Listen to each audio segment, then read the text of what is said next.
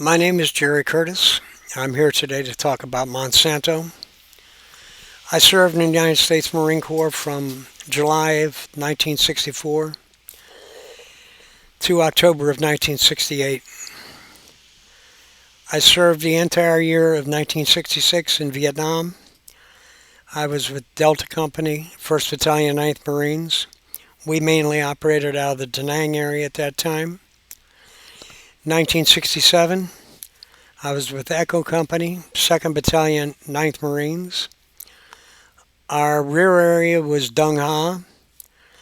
We mainly operated out of the northern area of South Vietnam. Most of our time was spent operating in the area of Can Tien, Khe Sanh, Camp Carroll. We mainly operated in the area of the DMZ. This area was heavily sprayed with Agent Orange. We were told it was a defoliant, had no harmful effects on humans. I came home from Vietnam December 21st, 1967, and by 1968, near the end of it, and 1969, Agent Orange became quite an issue. And it was on the news almost nightly. I would come in and I'd see these government officials on the news stating there were no problems with Agent Orange, that it was not harmful to human beings, that it was simply a defoliant, had no effect on human beings. The next clip on the news would be of people going out to inspect a suspected dioxin spill, with dioxin being the main ingredient in Agent Orange that they sprayed in Vietnam. These investigators going out to check out for the dioxin spills, when they went into the area, these suspected spills, they didn't know there were spills there. They were wearing full hazmat gear, that is a full chemical suit with a respirator. Now, these people were going out to investigate a suspected or possible spill. They didn't know it was there or not. And they had to wear all of this safety equipment. Where we in Vietnam, that people that operated in these areas, which were sprayed heavily with Agent Orange, we slept on the ground this stuff was sprayed on. We breathed the dust from it in the air. We drank the water that this stuff was sprayed into. Nobody issued us any chemical suits or respirators. And there was no suspected spills where we were at. It was there. And so watching this circus on the news, and it really was a circus where you watch 1 minute where there's officials on there, government officials on there saying, there's no problem with Agent Orange, it's not harmful. And the next minute you have these people in their hazmat suits going out for a suspected spill. I knew my ass was up shit creek then. I have since had prostate cancer, which was linked to Agent Orange. I have leukemia at this time, which is also linked to Agent Orange.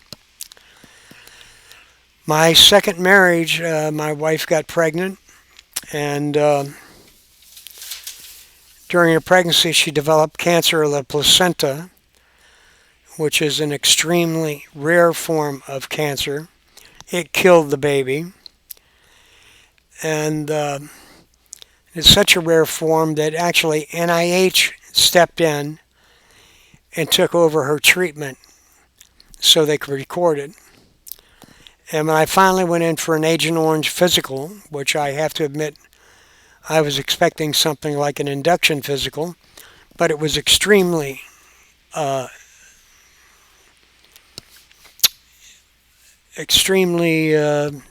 done. They very serious about it. And when they found out that my ex-wife had cancer of the placenta, they were extremely interested in this. And I told them that they would have to contact NIH for that information. So what Monsanto's doing today is just unreal. Monsanto owns our government, lock, stock, and barrel. Uh, there were so many government officials on Monsanto's payroll that it doesn't make sense. I don't understand how they can do it. It needs to be changed.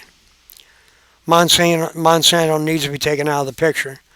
But evidently, they have so much money that they can buy anybody, and if nothing else, they buy power.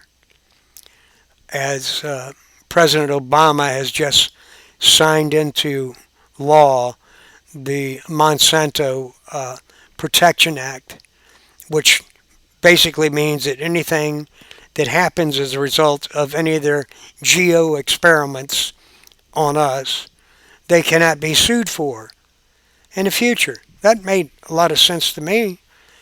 Give them a free hand, and they can do anything they want. Of course, it does have to be renewed, and hopefully we'll have a new president by then who will do something with it. Anyway, that's my personal opinion. I do not like Obama. I do not approve of him. But people that are in our government that are on Monsanto's payroll, I'll go down this list. I'll give their name first, their position with Monsanto second, and their position with our government third. The top of the list is Toby Moffett. He is a Monsanto consultant. He is a United States Congressman, a Democrat. Then we have Donis DeConte. He's a Monsanto legal counselor, and he's a United States Senator, a Democrat. Then we have Margaret Miller. She's chemical lab supervisor for Monsanto, but she's a deputy director of the FDA. Then we have Monica Hale, who's director of internal government affairs for Monsanto. She's on the White House senior staff. Then we have Mickey Cantor, who's a board member for Monsanto, U.S. Secretary of Commerce. Then we have Virginia Weldon, Vice President of Public Policy for Monsanto. She's White House CSA. Then we have Jas King, Director of Internal Government Affairs for Monsanto. He's in White House Communications. Then we have David Belcher, Vice President of Government and Public Affairs for Monsanto. He was Al Gore Chief Policy Advisor. And we have Carol Tucker Foreman, lobbyist for Monsanto, who is a White House appointed consumer advocate. No conflict of interest there. And we have Linda Fisher, Vice President of Government and Public Affairs, Deputy Administrator of the EPA, USDA, and EPA. Excuse me. You have Linda Wartord, who's the Manager of New Technologies for Monsanto. She's with the USDA, EPA. They have Michael Taylor, Vice President of Public Policy, Deputy Commissioner for the FDA. And of course we have Hillary Clinton. She's on the Monsanto Council. We all know who she is. Roger Bleachy, Director for Monsanto. He's Director of USDA and also the NIFA. Then Ism Sadati, Monsanto lobbyist, Department of Agriculture and Executor and Trade Rep for the United States government. Clarence Thomas, he was a lawyer for Monsanto for quite a while. He's now a United States Supreme Court judge. And you would never believe it, but you know, every case that Monsanto's involved in that comes in front of him, he seems to rule in favor of Monsanto, even though that they have been ruled against all the way up to Monsanto. But, you know, it could be just a coincidence. Then we have David or Donald Rumsfeld, Board of Directors for Monsanto, Secretary of Defense, Annie Vinman, Board of Directors for Monsanto, United States Secretary of Agriculture. I don't see how all of these aren't just sort of conflicts of interest to me, but I'm just a dumb Marine and a civilian and up to date.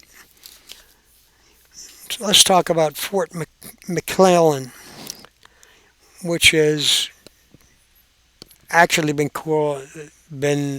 classified as a toxic waste dump.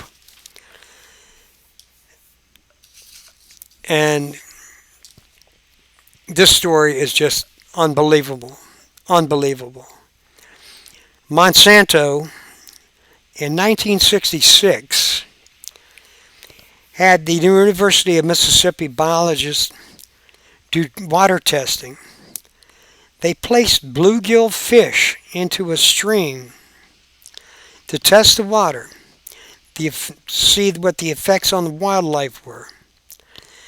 And the results were startling. The fish became disoriented within 10 seconds and were dead within 4 minutes. Yet Monsanto filed this report away, never raising any concerns to anybody with the environmental department. And Monsanto continued testing over the years. Over 40 years, they tested and hid the results of these tests from our government, from us, I'll assume from the government.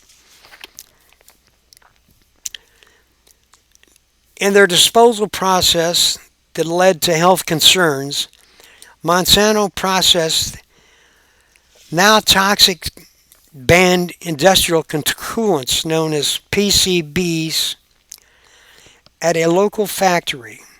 They routinely discharged toxic waste into Addison's creeks and dumped millions of pounds of PCBs into oozing open pits in a landfill, which were only discovered years later during excavation by builders. Other excesses of Monsanto chemicals also made their way into the environment, including different kinds of dioxins and herbicides, including the infamous Agent Orange. The effects of these chemicals are far-reaching. Excuse me, I'm reading. There's too much for me to remember. Service members and civilians living in the area since developed health concerns, including various forms of cancer, autoimmune disease, heart disease, diabetics. These health concerns were not limited to the soldiers and who were stationed there.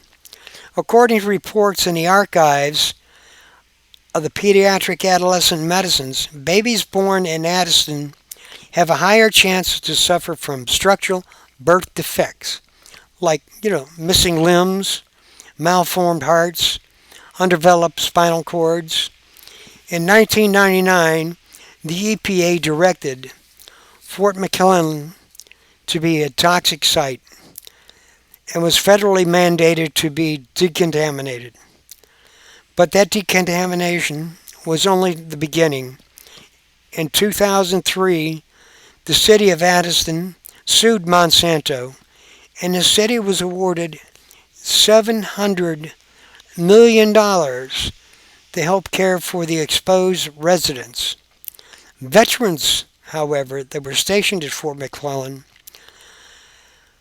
were never advised of this suit, and they were excluded from it, as the Department of Veteran Affairs would presumably be responsible for any medical care or disability for chemical exposure. Excuse me. As of 2009, it was 60 Minutes, Steve Cott, that exposed Addison, one of the most toxic places in America, furthering that it needed for the VA to step up and take care of its veterans.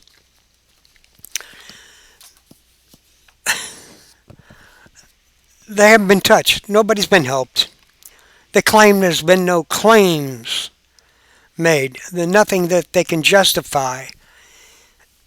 It affected civilians who lived in the area, but did not affect the veterans who lived there, worked there, drank the water on the base. Anyway, in May of 2011, congressional representatives introduced Bill H.R. 2052, the Fort McClellan Health Registry Act. The bill would require the Secretary of Veteran Affairs to create and maintain a registry of veterans that were stationed at Fort McClellan, as well as providing them with updates and medical care and a given presumption of service-connected disability claims for any disease which was to come as a result of chemical toxin exposure. Unfortunately, this bill has almost no chance of being passed. You know, I'm a little hot right now about what's going on in the government. IRS just gave themselves $70 million in bonuses. They can't take care of our veterans, the people that are suffering from disease that have served here, served the country. And the government's not going to do anything. Monsanto owns our government. What has not hit the news, and I don't understand why, during Kerry's visit to Russia, President Putin of Russia stood up Kerry, almost refused to speak to him, kept him waiting for over 3 hours because he's so upset about Monsanto and their GMO seeds, the fact that they've killed off 80% of the bumblebees in the world. You know, without bumblebees, our food crops don't pollinate. And President Putin sees this as a real problem. In fact, such a problem that it could bring on World War III. His words, not mine. But yet, the United States press has failed to bring this forward. And this is right after President Obama signed this Monsanto Protection Act, which is totally ridiculous. They have proven in the past with Vietnam, with Fort McClellan, to show that they are totally irresponsible for their actions. And they have enough money that they don't care if they get caught. They paid out $70 million. I have no idea what their part of what was paid out for Agent Orange, but I do know that Agent Orange, the United States government, has paid billions of dollars to North Vietnam for the damage done to their land and their people. And they have a record of all of the medical birth problems from over there and from the registry of Vietnam veterans that were sprayed, lived in Agent Orange, and had birth defects such as my second wife had. This is ridiculous. Our government is not going to do anything. They are owned, bought and sold to Monsanto. The only people that can do anything is us. You and me, your friends, your neighbors, the people across the street, the people down the street. We need to band together. We need to get rallies going. We need to get petitions going. Because a phone call to your congressman or your senator ain't going to do anything. It needs to be a mass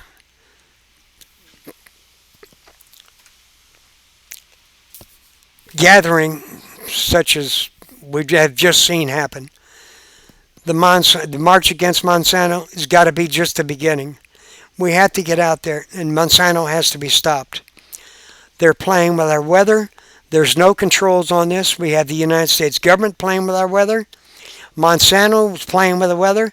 They want weather control. They have developed seeds that are drought tolerant.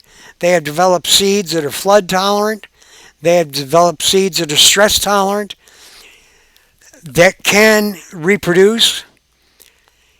Farmers that buy their seeds have to sign a contract that they'll buy their next year's seeds from them. Actually, they'll be forced into it. Actually, the world, Monsanto is trying to control the food source of the world. If they can control the weather, they can make it flood you out your crops. But they've got a seed that'll resist that. If they can make it drought. They have seeds that can resist that. It takes the Russian president to see what's happening in this world and make an issue out of it. Our own government sits back and does nothing. We have serious problems. These planes, and they're trying to control our weather, they're dumping millions of tons of aluminum on us. Aluminum has been found to cause mental defects in people. We have these idiots running around killing people, and Obama wants a gun control while he's dumping the aluminum on these people to make them blithering idiots, to go insane, to have mental problems, which could be you, me, or your children next. Mount Shasta, California, they did testing of the surface snow out there. The legal acceptable rate of aluminum in your water is 50 micrograms per liter. What they found out in Shasta, California, in the snow was 6,100 parts per liter of water. That is death. At 1,000 parts per liter, federal government is supposed to step in and take action. This is law. Yet at Shasta, it is 6,000 times that, and they're not nothing but dumping more aluminum. And so far, the United States has been extremely quiet about this weather control, the chemtrails. It is a huge issue in Australia. It is a huge issue in the UK. But America, we sit here. Ladies and gentlemen, if we don't start doing something now, today, not tomorrow, it needs to start today, with a phone call to your neighbor, a gathering, more gatherings, petitions, get together. If we don't stop Monsanto, there is not going to be a planet left for your children or your grandchildren. Monsanto is going to kill us all off. It's that simple. Aluminum that the United States government is dumping on us, and there's videos. All you got to do is go online to YouTube. All of this stuff is documented. But aluminum is toxic to all mammals. All mammals. That means you and me and all of our wildlife. It has got to be stopped. You've got to get out today and start stopping Monsanto. Each and every one of us has got to do our part. And some of us got to do somebody else's part because nobody else cares. Thank you for your time. Stop Monsanto. Thank you.